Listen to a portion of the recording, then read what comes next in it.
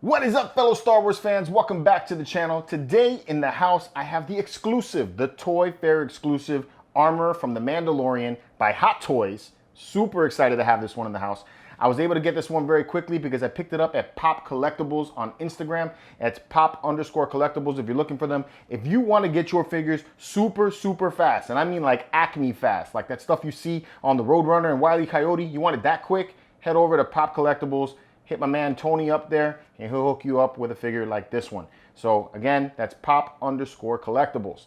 Now, if you want to see more Star Wars unboxings, I usually do all of my Star Wars unboxings and anything Star Wars related, statues, all kinds of collectibles, toy hunts for Star Wars stuff. That stuff is all done on our Hyperdrive Star Wars channel. So please, if you guys are into that kind of stuff, make sure you head over there and subscribe to that channel as well.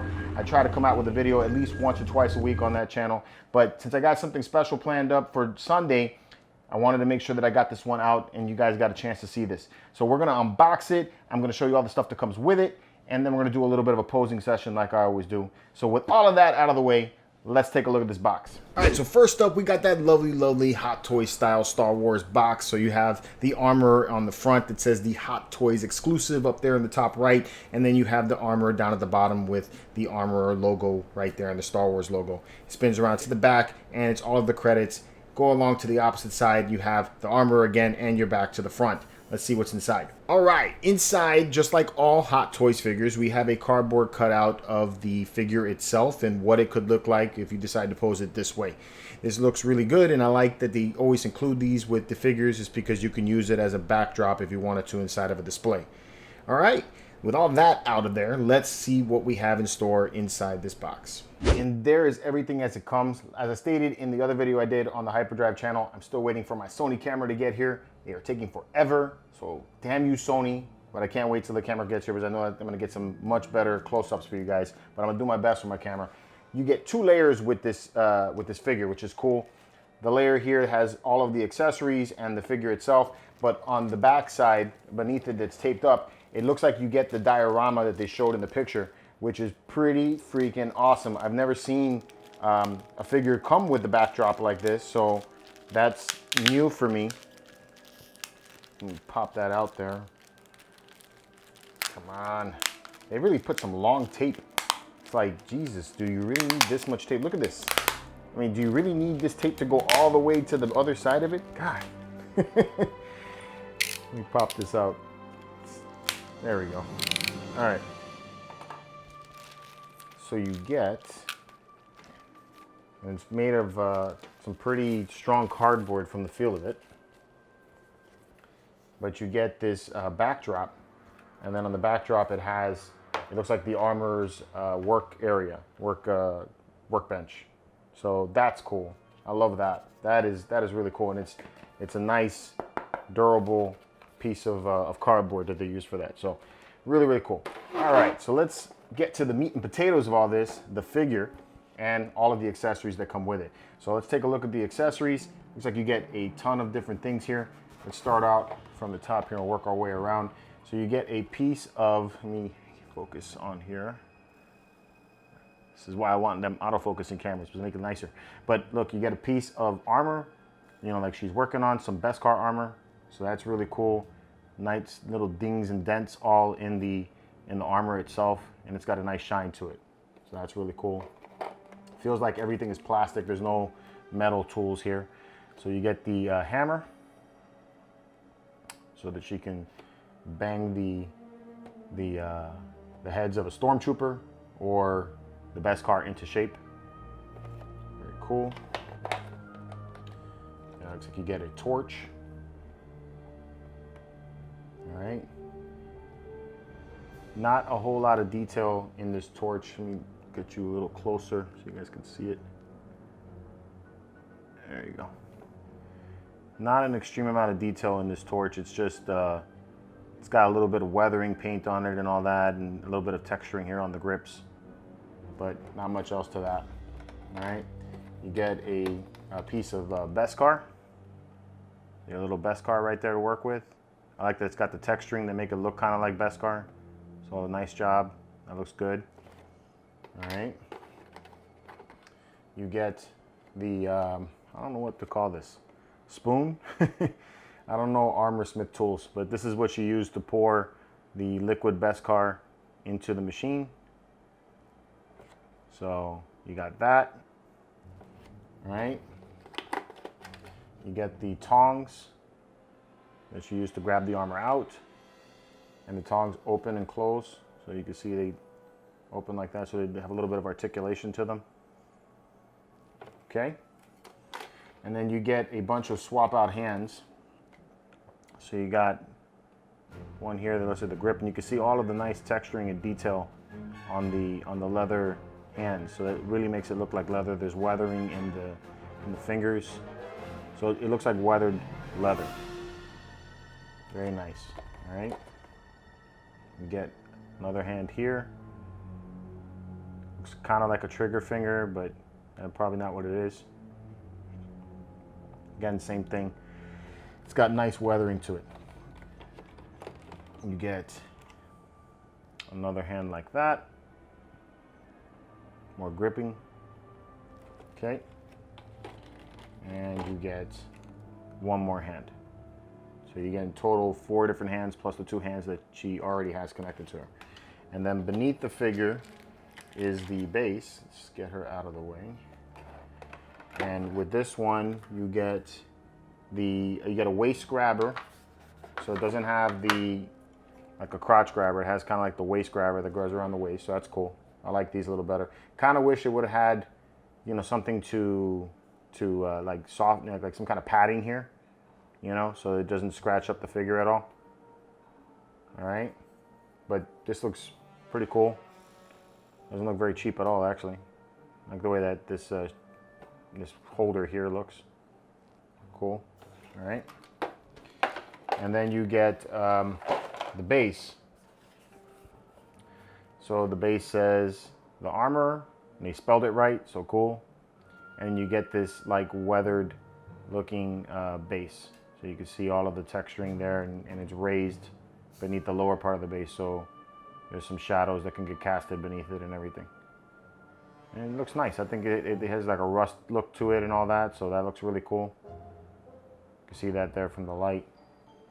So that's nice. It looks pretty nice.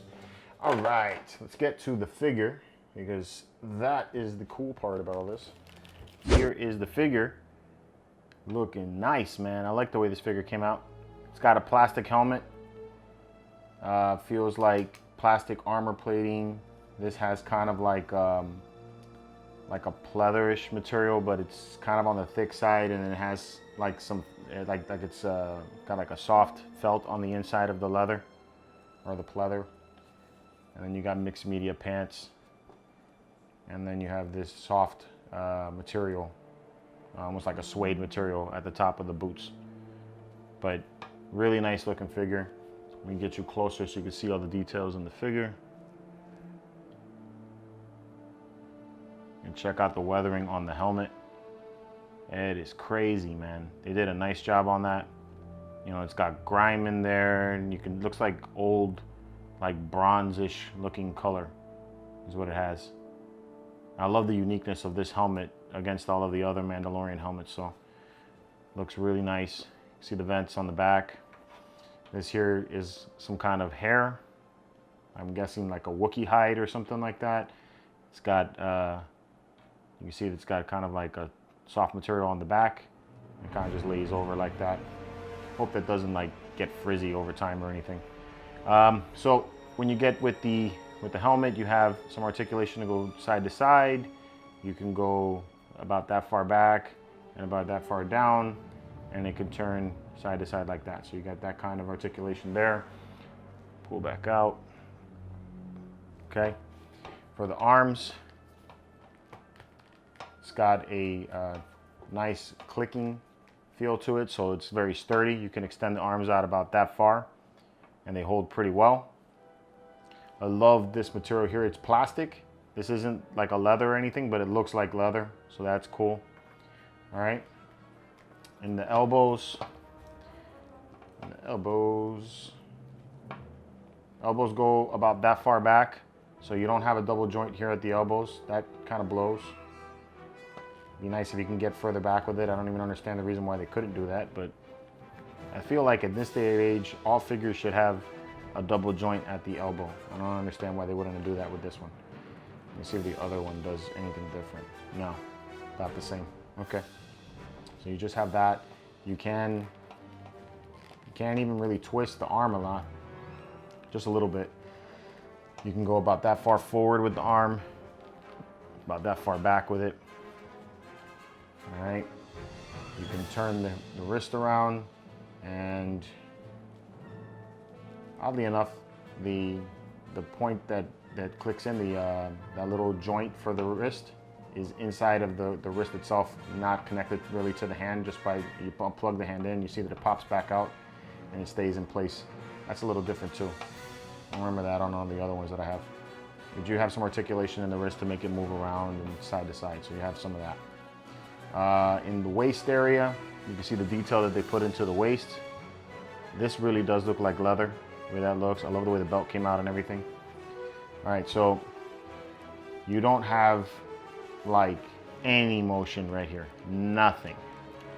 You do have a little bit here at the top, just above it, to give you some turning action right there, so you can go side to side like that. And you can do a little bit of like a cocking, you know, back, you know, side to side to give it a little hip action. But right here at the waist, nothing. You don't have any kind of turning. You can go not even so far forward. It's like very, very stiff as far as the body goes. So yeah, not too much there at all. That's not that great either. All right, so then on the legs, she can do about that much of a split. You got that much action to go forward with the thigh, and about that much to go back. We'll say that this one here, this right leg feels a lot looser than this one here. The left leg feels extremely loose in comparison to the other. Like I can do that with it, you see that? But this one here, not so much. This one, like the whole body wants to move, see that? But then this one, it's just the leg. So this one here feels a little loose compared to that side. Your knee doesn't have a double joint either. So you only can go that far back with the knee, okay? And you have a little bit of twisting at the ankle. I'm sorry, not at the ankle, but at the calf. At the ankle itself, you still have some twisting at the ankle. It can go side to side. You can tip forward about that far, and you can pull it back about that far. So you do have some articulation in the ankle. All right, and that is the armor. Let's get her in some poses and sit her next to the Mandalorian, see how she looks, maybe even put up the diorama, and let's get to it. There we go, looking like she's getting ready to either beat up some stormtroopers or make some other piece of armor. I added the backdrop on here so you guys can get a chance to see what it would look like with that backdrop behind it. I think it looks pretty cool. I don't know that that's the way that I'm going to display it, because I would need to take up a lot of space in order to do that for right now, at least so I can get some scenes made. But let's pull that out of the way, and you can see the figure by itself. We'll get it spinning here on the display so you can see how she looks. She balances extremely well, and I think that's due in part that she doesn't really have all that many different pivot points, since it's really only got a single pivot point at the knees and then also at the elbow. There's really no articulation in the waist, so other than being able to twist side to side, I'm not really feeling that it doesn't have that. The overall look of her, I think, looks fantastic. They did a great job trying to replicate the look of the outfit from the TV show, so I think that looks really cool. Did a really nice job on what I think is possibly either bantha hide or Wookiee hairs, or Wookiee hide. I noticed that on the TV show though, the gloves are more of like the same material of like what she has on the boots, so I think they could have done that instead of keeping it plastic. But yeah, this is my first pose so far. Like I said, as far as the look goes, looks fantastic. Kind of just wish it had a few more pivot points so that you can get a little more of a dynamic pose.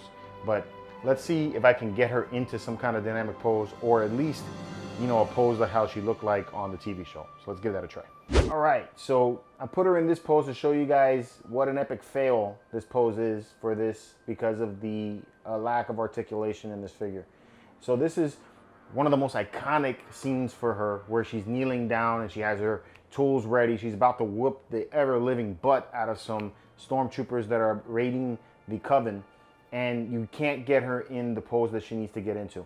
The double joints at the knees don't allow for the legs to get tucked back far enough to get a more natural look to her kneeling down. So it just looks kind of weird the way she's posed there, with the legs kind of spread out more than they were on the show itself. And then in the elbows themselves, you can't get the elbows tucked close enough to her chest to make the weapons look like she has them crossed against her, or her tools crossed against her chest the way they're supposed to be. So if you're looking to get this figure to put her in this kind of pose, you know, with the stormtroopers, just straight up, you're not going to get that look at all. So that's a really, really big disappointment, and the ball, I think, was dropped heavily on Hot Toys for not having this figure with double joints in the elbows and the knees. I really don't see any reason why they didn't do that. So big fail there. Let's try another pose. All right, and here is my take on that scene that she's doing where she's fighting all of the other stormtroopers. She's about ready to drive those tongs into the stormtrooper's face. So it looks pretty good. The posing's okay. I do have an issue with one of the legs being a little bit loose, so it's making it very difficult to keep the balance the way that I would like it to keep it, or even get it into that pose that I would like to get it into completely. Also, the hands hold the tongs a little bit on the loose side, so you got to kind of play with that a little bit. That's just nitpicking, I guess, there. I really do wish the joints had more articulation. That's something I'm going to probably keep on saying here. But you can't get her looking like she did in the show, at least for some scenes. So I'm going to take and do one more pose here with the Mandalorian, so you can see how she looks side by side next to Din Djarin, and then I'll give you my final thoughts on this one. All right, and there is my final pose. Like we saw her towards the end of the final episode of season 1, where she's adding Din Djarin's signet to his shoulder armor.